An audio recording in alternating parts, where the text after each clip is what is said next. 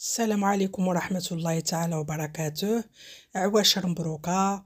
نتمنى ان شاء الله هذا الفيديو تلقاكم في احسن حال وفي صحة جيدة. اولا وقبل كل شيء، اللهم صل على سيدنا وحبيبنا ونبينا محمد عليه افضل الصلاة والسلام. جيتكم ان شاء الله هذا النهار بما ان رمضان على الابواب، ان شاء الله الله يدخلوا علينا وعليكم بالصحة والسلامة. جيتكم بهذا المقروط اللي دار ضجة بدون عجينة التمر، هي بالكاوكاو، بالبودرة الكاوكاو او مسحوق، يعني الكاوكاو كنطحنوه. المهم هنايا عندي المقادير: 3 ديال الكيسان ديال السميد المتوسط اللي كنديروا به الحرشه، ونفس هاد القياسات الكيسان غادي ناخذ نص كاس فرينه. انا عندي قياس العنبه، وهنايا عندي كاس الا ربع ديال الكاوكاو محمر، كاوكاو محمر. طحنتو، ما تخليوهش مهرمش، حاولوا تلينوه، طحنوه حتى يولي بحال هكا. ودرت انايا راس المعلقه ديال الخميره الحلويات، ودرت معلقه الملحه صغيره. هنا كنحاول نجمع هاد الخليط مزيان. كندخل ديك المسحوق كله، تندخل النواشف شي.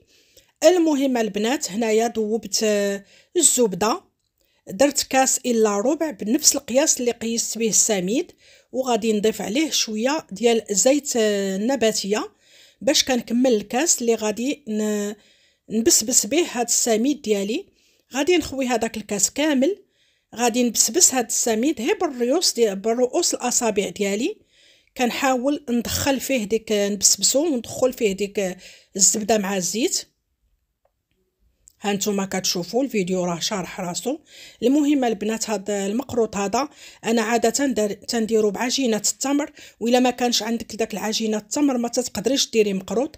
هذا يعني كيجي لذيذ وكيجي حتى هو زوين في المذاق ديالو.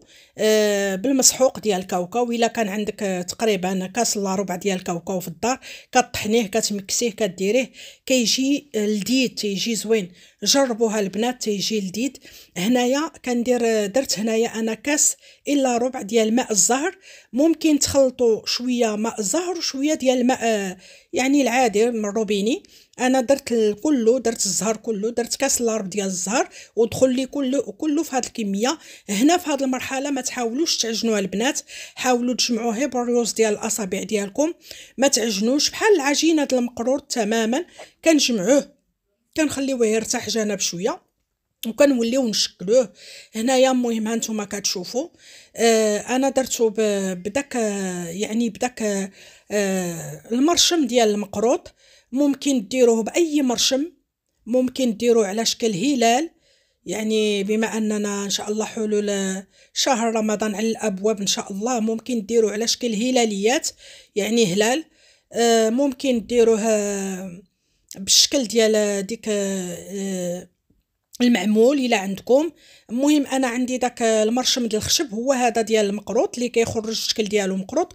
ممكن تقطعوه، في التالي انا دابا نوريكم تقطعوه بالموس، تميلوا يديكم وتقطعوه ترشموه اما بشي غلاقه ولا. المهم انا راني درت معاكم، شاركت معاكم الطريقه بحبه في التالي ديال الفيديو.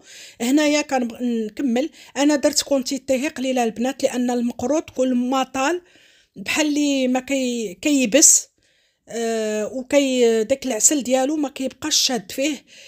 كندير انا هي كميه، هاد الكميه هادي كنديرها تقريبا يعني طيحات لي كميه زوينه.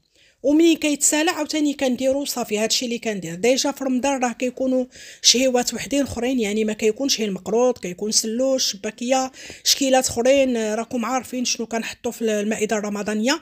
يعني هادو كندير هي واحد لا كونتيتي قليله، ومنين كيتسالى كنولي نديرو، ما كياخذش الوقت.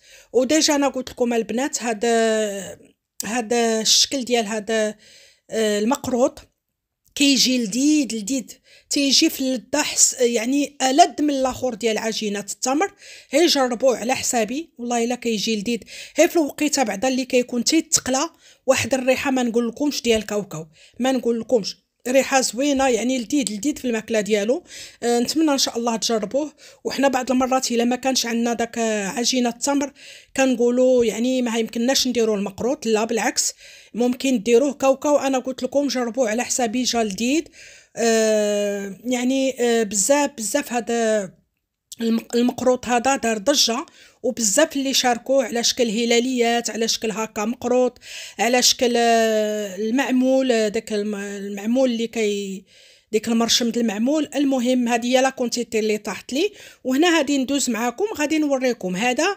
الا كان عندكم ممكن تقطعوه ديروه عمود طويل، الا ما عندكمش المرشم كتقطعوه تميلوا يديكم بالموس كتقطعوه. انا غنوريكم كتجيبوا اما غلاقه، انا هذا عندي مرشم ديال الصابلي، ممكن بالكاس، ممكن بغلاقه ديال بوشونه ديال القرعه، ديروا هاد الشكيلات هادو وراه يعني كيدوز. المهم اللي مهم اننا هنا نوجدوا مقروط يجينا لذيذ ويجي زوين، وتكون واحد المعسله يعني اللي تكون في المائده الرمضانيه ان شاء الله. الله يوصلنا ويوصلكم على خير وبخير.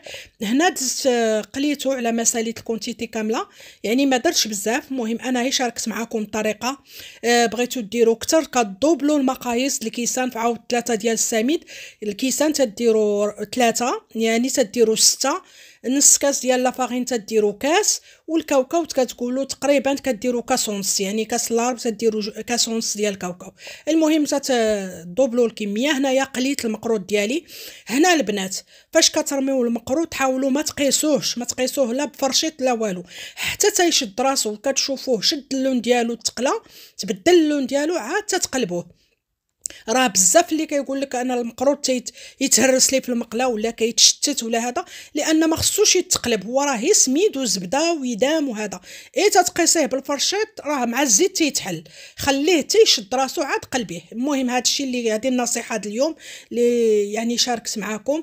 كنديروه في العسل، لا قدرتوا تخليه ليله كامله. كل ما شرب العسل عفوا راه كيجي شارب العسل وكيجي تيذوب في الفم. المهم هذا هو اقتراحي اللي شاركت معكم. مشاركه معكم المقروط بعجينه التمر. دابا شاركته معكم بالكاوكاو او الفول السوداني. نتمنىكم تجربوه، تيجي لذيذ على ضمانتي. جربوه. هذا هو لا فيديو ديالي اليوم، وهذا اقتراحي اليوم.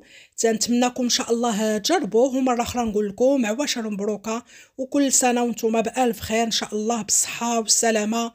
ان شاء الله الله يدخل علينا رمضان بالصحيحه وبطول العمر بالسعاده، وان شاء الله يعم السلم والسلام في العالم باكمله. هذه لا فيديو ديالي اليوم.